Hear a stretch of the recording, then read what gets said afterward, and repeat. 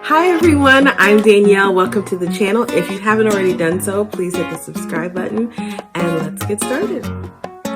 I need a juicer. I need to get a juicer because I love cooking and baking from scratch. I love the process of creating in that way.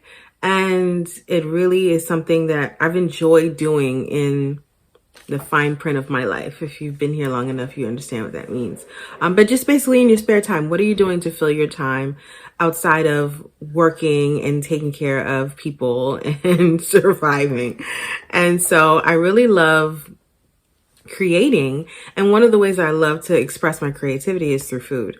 And so one of the things that I was thinking to do more of is be mindful of the health factor in my food. So to say, like, let's do more juices, let's do more smoothies, let's do more desserts that come from raw natural ingredients. Let's try a raw pie, just stuff like that. And so that's one of the things I want to start transitioning myself to incorporate more into my diet and the way I cook. So I read this book. It's called The New Rules of Aging Well. I read this book, I want to say last year as well. Yeah, I read this book last year, but it's a type of book that you can easily reference. You should reference on a regular basis. It's a simple program for immune resilience, strength, and vitality. It's by Frank Lipman and Danielle Claro.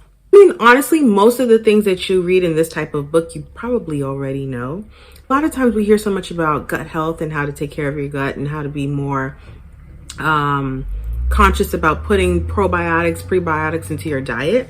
One of the things they were saying is seed your microbiome with stalks and stems. So fiber is really important, but one of the great ways to feed your gut and get great sources of fiber is through eating the parts of the vegetable or fruit that you would typically throw away. That sounds disgusting to me, but I was like, let me try to be more intentional. The ends of carrots, stemmed tips of green beans, the stump of the lettuce head. This is cellulose fiber, aka insoluble fiber. It gets down to the large intestine undigested where the good bacteria is waiting to feast.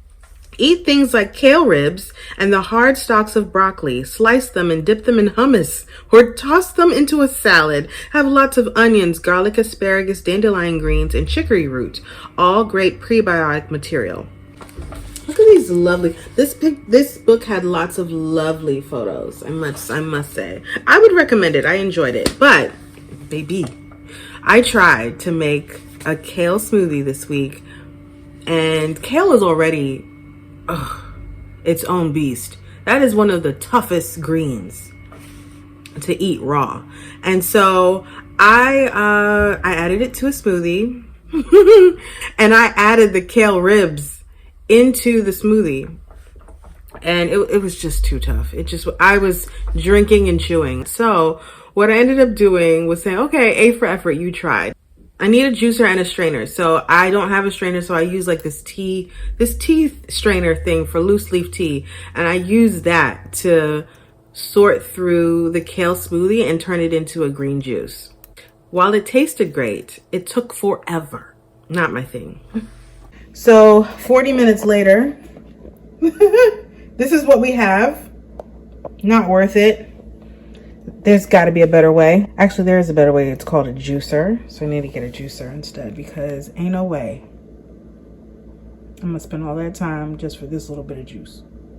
So I will admit, one of the places I did use the kale was on a pizza. I have perfected my pizza crust. Only thing is that the shape of my individual pizza crust, like if I'm making a individual pan pizza, it's not the most perfect, so I'm still working on that. The taste, the flavor is chef's kiss amazing. And what I've learned to do now is season my crust. And I don't just season it with like salt, like the things that they ask you to put in a normal pizza dough. I add rosemary, garlic clove, and oregano. Rosemary is one of those herbs where if you sprinkle it on like potatoes, you're going to be eating rosemary and potatoes, and I don't like that because rosemary is one of those herbs that I tend to not want to chew on. And so to put it in an actual pizza crust, I was like, how is this going to play out? But honestly, when you bite into the pizza crust, you don't even taste, you're not chewing hard pieces of rosemary at all, or the garlic clove or any of that. You're just tasting the pizza, which makes it that much more amazing. Don't judge my individual pizza. I'm still working on it. But then I'll also show a pizza that I made like that filled up the whole pan, so you get a gist of what it looks like when it's a little more aesthetically pleasing. Okay, so you can see it closely. There's rosemary, garlic, clove, what else? Oregano. And it's all like chopped up in here, and it's not a perfect circle. This is an individual pizza. But oh my gosh, this is about to be bomb.